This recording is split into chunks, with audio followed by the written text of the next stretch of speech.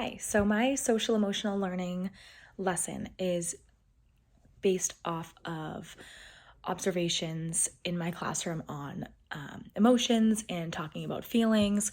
So, out at recess, it's hard for children to express their emotions and they tend to, um, you know, not regulate their body and it can affect other friends. So, this lesson, I'm going to be talking about empathy and how we can identify those emotions. So I chose a book. It has some of the characters from Mo Willems' books. So a lot of the children in my class will see the familiarity with those characters and create it back on themselves on how they can relate to their facial expressions, the words they use. It's called The Cookie Fiasco by Dan Santant. And so I'm going to start my lesson by kind of building on what they already know about empathy and, identifying emotions. So I'll start by asking, what would somebody look like if they were happy? And then someone will answer, oh, they might be smiling. They could, have squinted eyes, or we'll talk about what that child might look like or person. And then as I begin reading the story, I'll ask students to be thinking about the characters' feelings.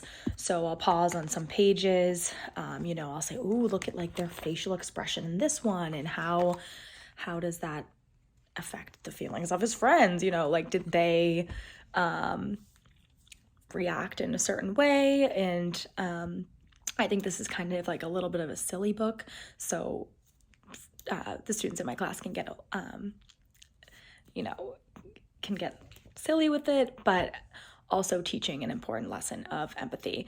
I will close the lesson by sharing any comments or questions by the class, and I have a kind of slideshow that I'll put up on the board where students can spot their emotions. So it starts with empathy again, the definition. So it is the ability to sense other people's emotions and imagine what they are thinking or feeling. So we'll kind of talk about, again, for those friends that might not have connected those dots in the lesson, I'll call in friends to explain, give me a situation, name a time that this might have happened to you, and then they'll explain. One of the hardest things about growing up is learning to see through other people's eyes. So I think recognizing that other people don't think like we do is a big step towards growing up. So I have that actually within my presentation with, a picture of one of the scenes from the story.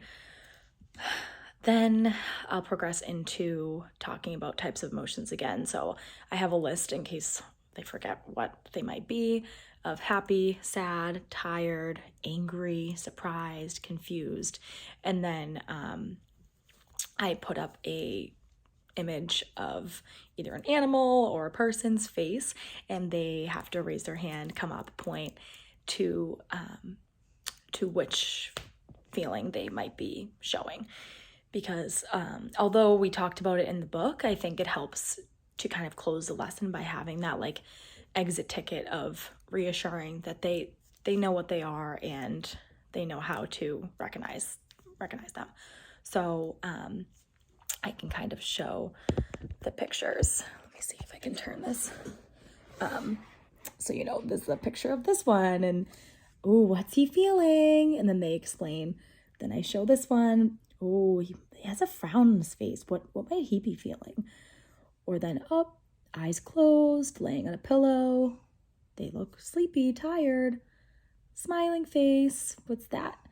Kind of helping prompt them. Laughing. What might that panda be feeling? Then again, I have he's tears in his eyes. His mouth is open. He does not look happy. So what is he feeling? Then, eyes up, maybe kind of hand scratching their head, uncertain, right? Or confused. And then, kind of making that that sort of facial expression to show that they're also confused. So I think, you know, kind of ending on a silly note, but having those images of other people, not just the characters in the story, explain their feelings. So that's my lesson.